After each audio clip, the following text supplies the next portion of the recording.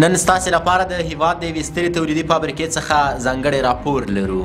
مکس افغانستان د صنعتي او پراخې پوشاک یا د اغوستونکي څیزونو فابریکې څخه چې د هیواد له مهمو تولیدي مرکزونو له ډلې څخه شمیرل کیږي. له راپور مخکې تاسې مه هیروئ د ورو چینل درسره وڅارئ څو له همداسې راپورونو او پروژو څخه باخبره پاتې شئ.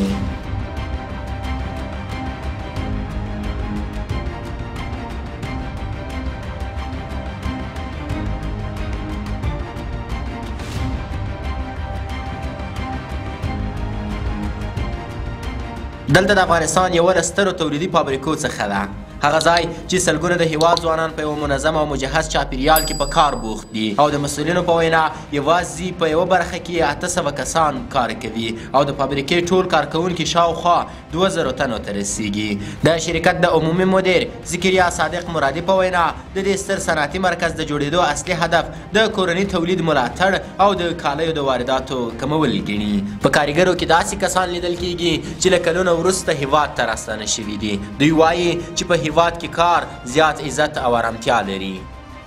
راځئ چې د دې شرکت د تولید پروسه سره وڅیړو. د یوه جمپر تولید له همدې ځایه پیلیږي هلته چې طراحي د ډیزاین په برخه کې د پرمختللو کمپیوټري سیستمونو په واسطه چمتو کیږي او د جامو ډول که ښځینه وي یا نارینه یا د ماشومانو په همدې پړاو کې ټاکل کیږي. له طرحې وروسته ټوکرونه د چاپ برخې ته انتقالیږي، هغه ځای چې عصري ماشینونه ټول نقشونه او رنګونه په لوړ دقت سره چاپ ته ورکوي او بیا دغه ټوکرونه د فابریکې تر ټولو مهمې برخې یعنې د پرې کولو میز ته انتقالیږي. په دې برخه کې ټوکر په سلګونو طبقو کې پر یوه ځانګړي میز باندې ایښودل کیږي، کله ناکله تر 300 یا 400 طبقو پورې چې له یوه پرې کولو څخه زرګونه جامپرونه تولیدیږي.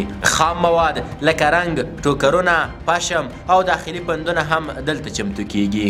له پرې کولو وروسته ټوکرونه د چراغ کاري برخې ته لیږدول کیږي، هلته چې کارګر په ډیر مهارت سره لستوڼې، کاڼې او جیبونه همداسې نورې برخې هم سرې نښلوي او په ورځ کې زرګونه د جامو ټوټې دلته بشپړیږي. له دې وروسته د جامو ټوټې د اتو برخې ته ځي، هلته چې تر 10 زیات کارکوونکي هره ورځ تر 3000 پورې جامپرونه اتو کوي او چمتو کوي یې. د تولید له خورا دقیقو مرحلو څخه د کیفیت کنټرول برخه ده. دلته هره جامه څو ځلې معاینه کیږي او که کوچنۍ نیمګړتیا هم ولیدل شي بیرته اړوندې برخې ته د اصلاح لپاره ستنیږي، له ګنډلو نیولو تر زنجیر، رنګ، لوګو او جیب پورې. هر څه د ټاکنو معیارونو سره پرتله کیږي تر څو ورځې وروسته محصول په مطلوب کیفیت بازار ته وړاندې کیږي. له وروستي تایید وروسته لوګو او لیبل د ځانګړې برخې په وسیله نصبیږي او یاده فابریکه دا ظرفیت لري چې د تجارانو د غوښتنې سره سم ځانګړي تولیدات له ځانګړي برند سره هم جوړ کړي. د پای په مرحله کې جامې په ځانګړو پاکټونو کې بسته‌بندي کیږي او د کابل او نورو ولایتونو پلورنځیو ته انتقالیږي.